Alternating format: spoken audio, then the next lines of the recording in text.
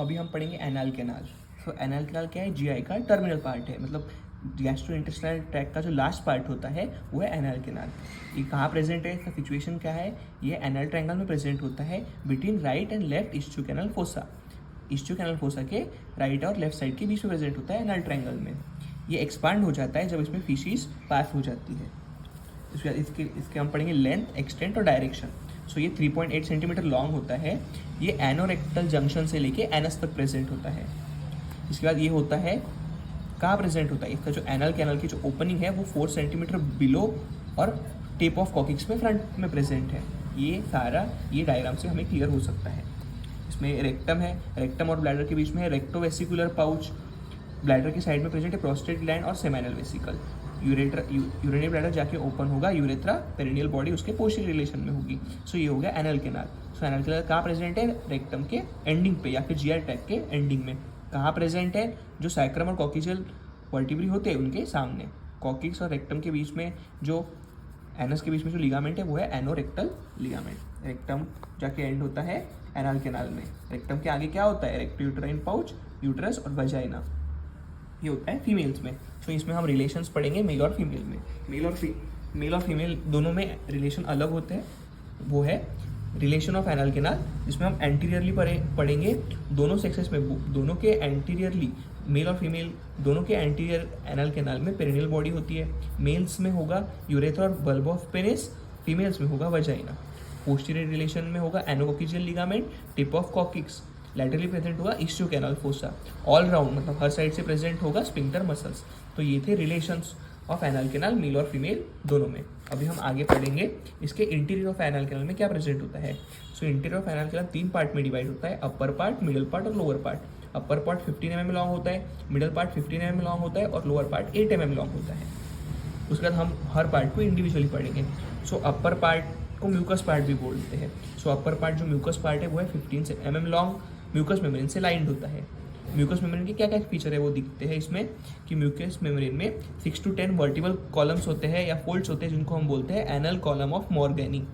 Lower end पे short transverse mucous membrane के fold होते हैं, जिनको हम बोलते हैं एनल वेल्व। हर एक वेल्व में एक डिप्रेशन होता है म्यूकस मेम्ब्रेन का, जिसको हम बोलते हैं एनल साइनस। एनल वेल्व्स में ट्रांसवर्स लाइन होती है, जिसको हम बोलते हैं पेक्टेट लाइन या फिर डेंटेट लाइन। सो ये हमको क्लियर हो गया anal column of Morgagni, anal valve, anal sinus और पेक्टिनेट लाइन या फिर डेंटेट लाइन। ये था अपर म्यूकस पार्ट। उसके बाद है मिडल पार्ट या फिर ट्रांजिशनल या फिर पेक्टिन पार्ट। सो इसमें मेंशन क्या क्या है वो हम देख लेते हैं। सो इसमें है, ये होता है म्यूकस मेम्ब्रेन से लाइंड होता है, लेकिन इसमें एनल कॉलम्स एब्सेंट होते हैं। इसका जो लोअर लिमिट है जिसमें व्हाइटिश अपीयरेंस होता है, क्योंकि इसमें व्हाइट लाइन ऑफ हिल्टन या फिर इंटरस्फिंक्टरी ग्रूव होता है। ये था मिडल या फिर ट्रांजिशनल जोन और या फिर पेक्टिन पार्ट। लास्ट में हम पढ़ेंगे लोअर क्यूटेनियस पार्ट, जो कि 8 mm लॉन्ग होता है और इसमें सेबेशियस ग्लैंड प्रेजेंट होते हैं। सो ये थे एनल कैनाल के division, upper mucous part, middle transitional part या फिर लोअर क्यूटेनियस पार्ट। इसके बाद हम पढ़ेंगे इसके स्फिंक्टर्स कि एनल कैनाल में कौन से स्फिंक्टर्स प्रेजेंट होते हैं। तो इसमें जो स्फिंक्टर्स है वो है इंटरनल एनल स्फिंक्टर और external anal sphincter. Internal anal sphincter involuntary है और एक्सटर्नल एनल स्फिंक्टर वॉलेंटरी है। उसके बाद है एनोरेक्टल रिंग क्या होती है, मस्कुलर रिंग होती है जो एनोरेक्टल जंक्शन पे प्रेजेंट होती है। उसके बाद है इसका आर्टेरियल सप्लाई जो है सुपीरियर रेक्टल आर्टरी और inferior rectal artery. Venous drainage इसका है हेमोरॉइडल प्लेक्सस।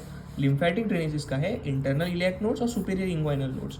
नर्व सप्लाई है इसका सिंपैथेटिक फ्रॉम L1 L2 और पैरासिम्पैथेटिक है S2 S3 और S4 से लेके। लास्ट में समझ के इंपॉर्टेंट पढ़ेंगे, हम इसके पढ़ेंगे क्लिनिकल एनाटॉमी। क्लिनिकल एनाटॉमी में हम पढ़ेंगे पाइल्स या हिमोरॉइड्स या इंटरनल पाइल्स या ट्रू पाइल्स, जिसमें है पाइल्स को ही हम बोलते हैं हेमोरॉइड्स को ही बोलते हैं हम इंटरनल पाइल्स। मतलब हम जो नॉर्मल जो पाइल्स की बात करते हैं वो हमेशा इंटरनल पाइल्स होंगे। तो जो इंटरनल पाइल्स है वो पेनलेस होते हैं, क्योंकि यहाँ पे सोमैटिक लव सप्लाई अब्सेंट होता है। प्राइमरी पाइल्स की जो लोकेशन वो होती है 3, 7, 11 o'clock पोजीशन होती है, जो ये डायग्राम से क्लियर है। ये 3 o'clock पोजीशन है जो कि प्राइमरी पाइल्स की लोकेशन हो सकती है। ये एनल कैनाल का ओपनिंग है।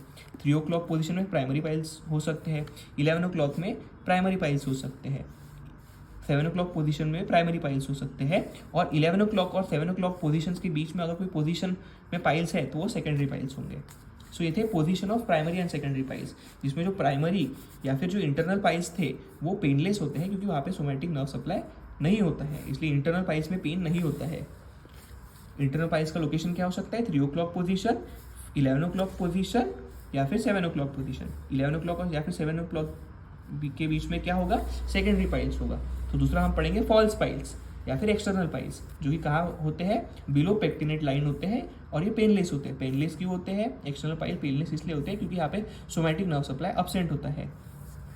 उसकी लोकेशन हम पता कर लिए कि एक्सटर्नल पाइल्स की लोकेशन होगी between 11 o'clock and 7 o'clock position. Primary piles की लोकेशन क्या होगी, 3 o'clock पोजीशन, 11 और 7 o'clock पोजीशन। सो ये हो गया इंटरनल पाइल्स और एक्सटर्नल पाइल्स। लास्ट में हम पढ़ेंगे फिशर इन एनो, मतलब एनल फिशर। तो इसमें क्या हो जाता है कि एनल वेल्स जो है वो रप्चर हो जाती है, जिसकी वजह से कॉन्स्टिपेटेड पर्सन में हमको हार्ट स्टूल मिल सकता है। सो अगर कॉन्स्टिपेटेड पर्सन में आपको हार्ट स्टूल मिल रहा है, मतलब उसके एनल वेल्स जो है वो रप्चर हो गई है। सो ये वीडियो में हमने डिस्कस किया एनल कोलम, उसके आर्टेरियल सप्लाई, उसके रिलेशन, उसके विनस ड्रेनेज और लास्ट में हमने उसको डिस्कस किया क्लिनिकल एनाटॉमी।